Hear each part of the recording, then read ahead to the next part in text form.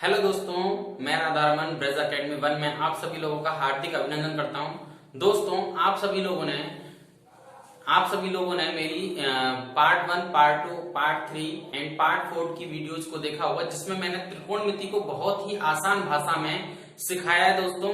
और उसमें मैंने यूपी बोर्ड गणित का चैप्टर नंबर 8 प्रश्नावली 8.1 को कंप्लीट करने जा रहे हैं दोस्तों। अब लास्ट क्वेश्चन ये है आपका त्रिकोणमिति का प्रश्नावली 8.1 का क्वेश्चन नंबर 10। ठीक है दोस्तों, अब इसमें क्या पूछा गया है, बताइए कि निम्नलिखित कथन सत्य है या असत्य, और कारण सहित अपने उत्तर की पुष्टि करनी है दोस्तों। ठीक है, तो इसको समझने से पहले दोस्तों हम पहले एक कंसेप्ट के बारे में सीख लेते हैं। अब वो कंसेप्ट क्या है, उसमें मैंने 2-3 पॉइंट यहाँ पे नोट किए हुए हैं दोस्तों। पहले इनको समझेंगे, फिर उसके बाद में हम कंसेप्ट को के आधार पर इन क्वेश्चन को करने की कोशिश करेंगे। ठीक है दोस्तों, देखिए कंसेप्ट क्या है। साइन ए और कॉस ए का मान -1 से +1 के बीच या बराबर होता है। दोस्तों, जो मैंने त्रिकोणमितीय अनुपात बताए थे उसमें साइन ए और कॉस ए का जो मान होता है दोस्तों, -1 से +1 के बीच में हो सकता है, या -1 और +1 के बराबर भी हो सकता है दोस्तों। ठीक है, ये पॉइंट फर्स्ट है। अब पॉइंट सेकंड क्या है, देखिए tan a और cot a का मान माइनस इन्फिनेटिव से प्लस इन्फिनेटिव तक होता है दोस्तों। माइनस इन्फिनेटिव माइनस अनंत से लेकर के प्लस अनंत के बीच में होता है दोस्तों। माइनस इन्फिनिटी से प्लस इन्फिनिटी तक होता है। अब देख पा रहे होंगे आप, संख्या रेखा पर जितनी भी संख्याएं होती हैं हमारी -8 से +8 के बीच में, ठीक है, उन सभी का मान क्या होता है, tan a और cot a का मान हो सकता है। ठीक है दोस्तों, अब बात करते हैं नेक्स्ट पॉइंट की। sec a और cos a का मान -इन्फिनेटिव से +इन्फिनेटिव तक होता है, लेकिन ये होता तो -इन्फिनेटिव से +इन्फिनेटिव तक है, लेकिन इसमें क्या है कि -1 से +1 के बीच के मान को हम लेते नहीं है।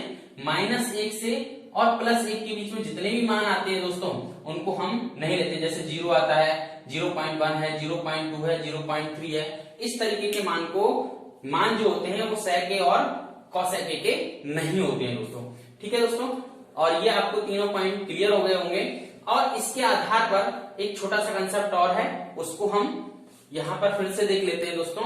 देखिए, ओके दोस्तों, यहां पर हम नेक्स्ट कंसेप्ट की बात करें। नेक्स्ट कंसेप्ट क्या है, त्रिकोणमितीय अनुपातों का संक्षिप्त रूप। दोस्तों, इससे पहले मैंने जो आपको कंसेप्ट बताया था वो साइन, tan और cos और cot की वैल्यूज के बारे में बताया था। अब हम बात कर रहे हैं कि इन जो त्रिकोणमितीय अनुपात होते हैं इनका संक्षिप्त रूप क्या है, क्योंकि जब इस क्वेश्चन को हम तभी कर पाएंगे, इससे पहले वाला जो कॉन्सेप्ट है और ये वाला जो कॉन्सेप्ट मैं आपको बता पा रहा हूं इसको आप अच्छे से सीखेंगे। ठीक है दोस्तों, तो संक्षिप्त रूप जैसे साइन का क्या होता है, साइन होता है, इसमें केवल ई का डिफरेंस होता है, ई यहां से हट जाता है साइन। कोसाइन जो होता है, कोसाइन का क्या होता है, कॉस होता है। टेंजेंट का क्या होता है, टेन होता है संक्षिप्त रूप। और कॉस सिकेंड का क्या होता है, कोसेक होता है संक्षिप्त रूप। और सिकेंड का क्या होता है, सेक होता है संक्षिप्त रूप। ठीक है, और टेंजेंट का क्या होता है, कॉट होता है संक्षिप्त रूप। तो ये त्रिकोणमितीय अनुपातों के क्या हैं, कुछ संक्षिप्त रूप हैं जिनको आपको याद कर लेना है, क्योंकि इसके आधार पर भी क्वेश्चन पूछ लेता है कभी कभी। ठीक है दोस्तों, अब हम बात करते हैं क्वेश्चन नंबर 10 की। क्वेश्चन नंबर 10 क्या है आपका, tan a का मान सदैव 1 से कम होता है। दोस्तों, tan a का जो मान होता है वो सदैव 1 से कम नहीं होता है। ठीक है, वो क्या होता है, -इन्फिनेटिव और +इन्फिनेटिव के बीच में होता है।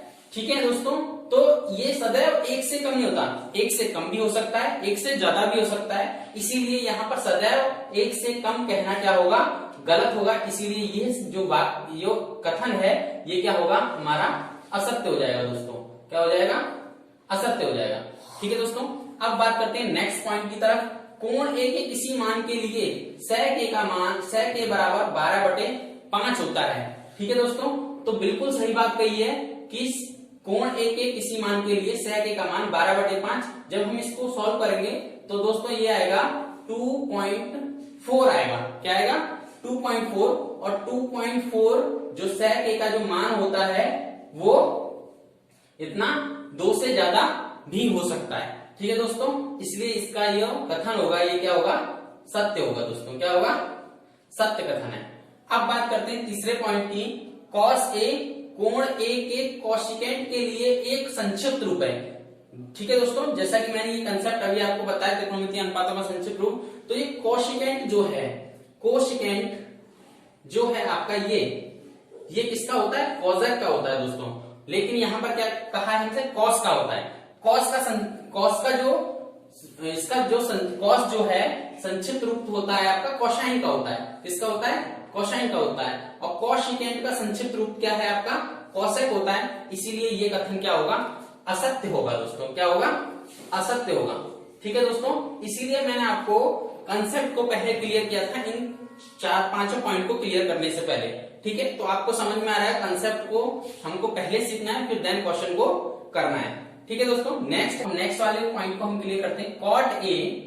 कॉट और ए का गुणनफल होता है। तो दोस्तों ये बिल्कुल भी सत्य नहीं है कि जो कॉट ए होता है, तो एंगल ये क्या है? कोण होता है। तो कोण का कभी भी त्रिकोणमितीय अनुपात में गुणनफल नहीं होता है। ठीक है, इसको हम ऐसे नहीं लिख सकते। कॉट ए, जैसे कि हमें कथन में बोला है, कॉट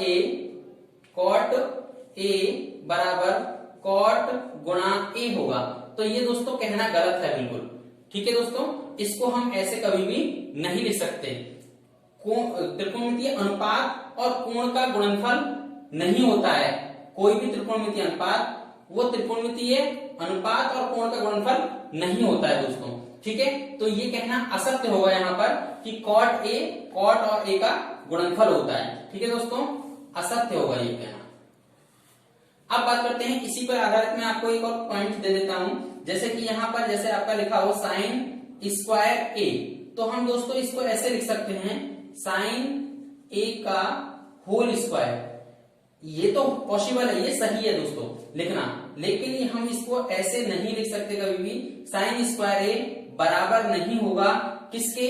साइन ए स्क्वायर के। तो दोस्तों ये कहना बिल्कुल भी गलत होगा। अगर हम इसको ऐसे लिखते हैं तो बिल्कुल ये गलत होगा। ठीक है दोस्तों, इसी के आधार पर कॉट और ए का गुणनफल होता है, ये कथन बिल्कुल असत्य है। अब दोस्तों नेक्स्ट पॉइंट की बात कर लेते हैं, फिफ्थ वाले की। किसी भी कोण थीटा के लिए साइन थीटा बराबर 4/3 होता है या नहीं? तो दोस्तों मैंने जब फर्स्ट वाला कंसेप्ट बताया था, तो मैंने आपको बताया था साइन ए और कॉस ए का जो मान होता है वो -1 और 1 के बीच में होता है। तो दोस्तों जब हम इसको सॉल्व करेंगे, 3 का भाग जब 4 में देंगे तो ये वैल्यू आएगी 1.3। तो ये जो वैल्यू है, ये जो मान है, ये 1 से ज्यादा है।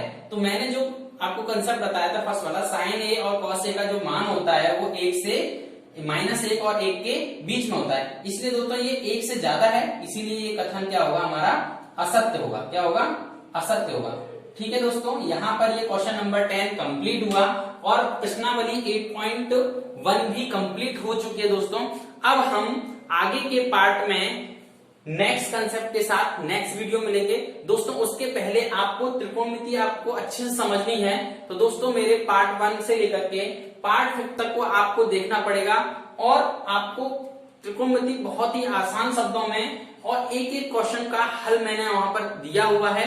तो दोस्तों अगर वीडियो पसंद आई हो तो लाइक, शेयर और सब्सक्राइब करना ना भूलें। Thank you for watching this video.